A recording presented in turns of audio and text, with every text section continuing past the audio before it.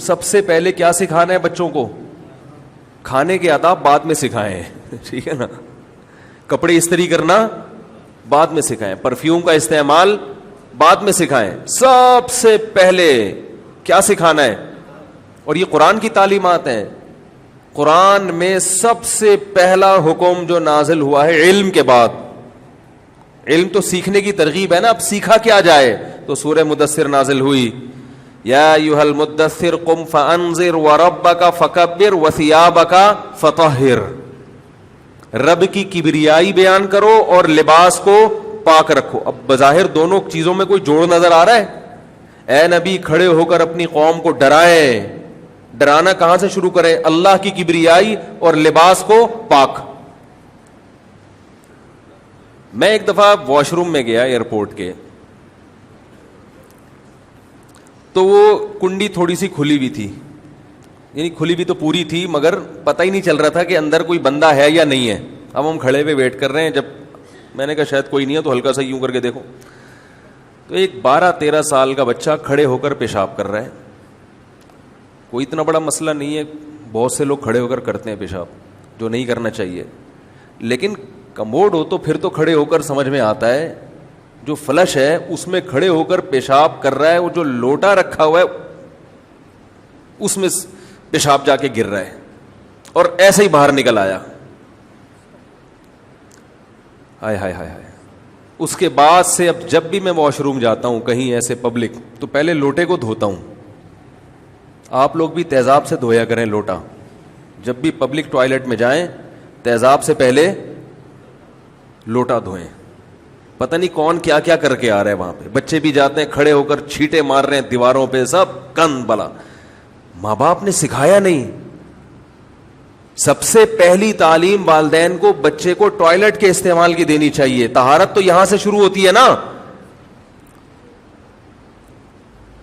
طہارت کہاں سے شروع ہوتی ہے؟ سب سے پہلے قضاء حاجت کا طریقہ, استنجا کیسے کرنا ہے. نبی صلی اللہ علیہ وسلم نے صحابہ کو یہ بھی سکھایا ہے. اعتراض کیا کرتے تھے کہ تمہارے نبی تمہیں یہ بھی سکھا رہے ہیں, تو پتہ چلا بھائی یہ بھی سیکھنے کی چیز ہے. اگر بچپن میں بچے کو نہیں سکھائیں گے وہ گندگی پھیلائے گا وہ ہر جگہ.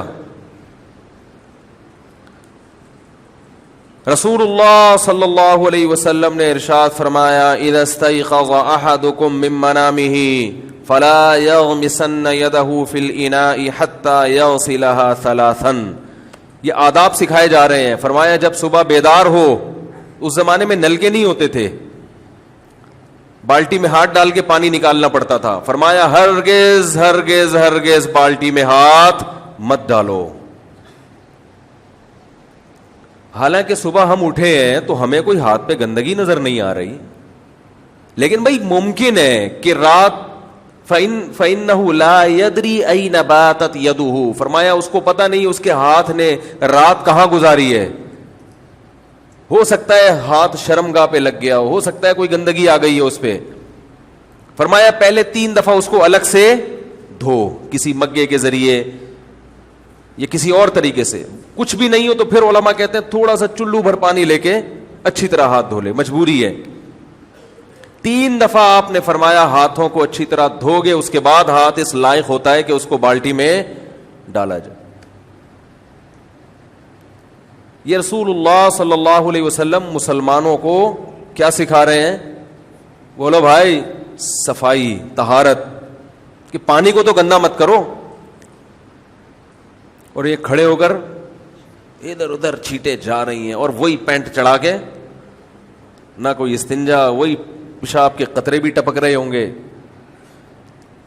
اور بچہ بھی پڑھا لکھا لگ رہا تھا, ڈریس سے لگ جاتا ہے نا کہ تھوڑا سا بھائی ڈریسنگ سے بھی کچھ محسوس سا ہو جاتا ہے کہ کچھ شاید کسی اچھے اسکول میں پڑھا ہو, لیکن نہیں, تمیز نہیں. والدین اگر بچپن میں بچے کو سکھا دیں تو سوال ہی پیدا نہیں ہوتا بچہ ایسی حرکت کرے. تو بہت معذرت چاہتا ہوں اتنا گندا واقعہ میں نے سنایا, لیکن یہ بتانے کے لیے کہ جو پبلک ٹوائلٹ ہیں ان میں بہت احتیاط کیا کریں. اب لوٹے کو نہ دھوئیں جا کے وہمی نہ بنے, لیکن یہ کہ احتیاط کیا کریں, کچھ بھروسہ نہیں ہے کیا ہو رہا ہے. Thanks for watching.